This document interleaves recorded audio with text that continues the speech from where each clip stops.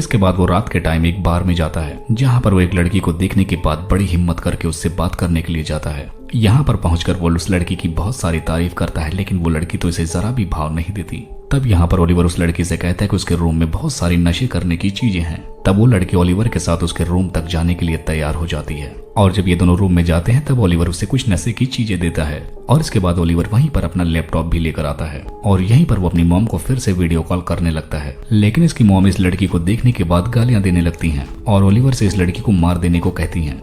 यहाँ पर हम जान पाते हैं कि ओलिवर ने उस नशे की दवाइयों में कुछ जहरीली चीजें भी मिला दी थी, जिसकी वजह से वो लड़की वहीं पर बेहोश हो जाती है और जब उसकी आंखें खुलती है तब वो देखती है कि ओलिवर ने उसी चेयर से बांध कर रख दिया है। तब यही वीडियो कॉल पर उसकी मॉम भी उसके सामने होती है और वो ओलिवर से कहते हैं कि इस लड़की को जितना हो सके परेशान करो और फिर से जान से मार दो। यहाँ पर ओलिवर ऐसा करना तो नहीं चाहता था, लेकिन वो अपनी मॉम के दबाव में आकर ऐसा करने लगता है और यहाँ पर वो उस लड़की का गला काट देता है। असल में यहाँ पर हम जान पाते हैं कि ओलिवर की मॉम एक साइको होती है और वो अपने बेटे को भी ऐसा गलत काम करने के लिए फोर्स किया करती थी, जबकि ओलिवर ऐसा बिल्कुल करना नहीं चाहता था।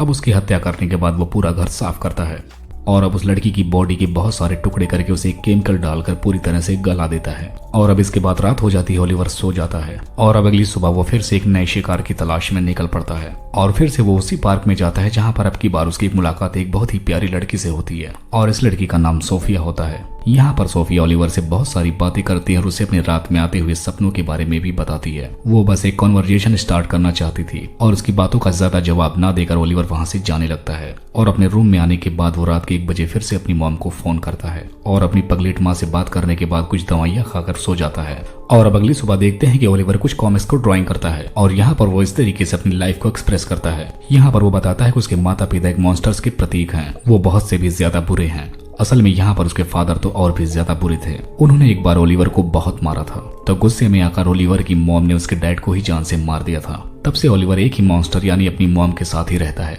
और उसकी मॉम उससे ऐसे काम करवाती है जिसको वो करना ही नहीं चाहता। अब वो अगली सुबह फिर से उसी गार्डन में जाकर सोफिया से मिलता है। यहाँ पर हम जान पाते हैं कि सोफिया ओलिवर को भी काफी पसंद करने लगी थी। यहाँ पर ओलिवर के हेयर स्टाइल में थोड़ा सा बदलाव करती है और इसके बाद ये दोनों यहाँ पर काफी टाइम एक दूसरे के साथ बिताते हैं और ऐसे करते करते अब ये दोनों रोजाना मिलने लगते हैं और इसके साथ साथ अब की बार ओलिवर भी सोफिया को काफी पसंद करने लगता है और अब वो धीरे धीरे उसके साथ काफी वक्त बिताने लगता है। और अब की बार ओलिवर को जिंदगी में पहली बार आजादी महसूस हो रही थी, वो भी बिना किसी दबाव के। असल में उसकी जो मॉम थी वो उसे ये आजादी कभी नहीं देती थी क्योंकि वो अपनी मर्जी से कुछ भी नहीं कर सकता था। अब ये दोनों काफी लंबा टाइम एक दूसरे के साथ बिताते हैं। अब ओलिवर एक रात को अपनी मॉम को बड़ी हिम्मत करके बताता है कि वो आज के बाद किसी भी लड़की को नहीं मारेगा क्योंकि उसे एक लड़की से प्यार हो गया है और अब वो बुरे कामों को छोड़ देगा। लेकिन उसकी मॉम ये सुनने के बाद बिल्कुल पागल हो जाती है और यहाँ पर ओलिवर पर वो काफी गुस्सा करने लगती है और उस पर काफी दबाव डालकर सोफिया को मार देने के लिए कहती है। लेकिन ओलिवर अब की ऐसा नहीं कर सकता था क्योंकि वो भी सोफिया से काफी ज्यादा प्यार करता था।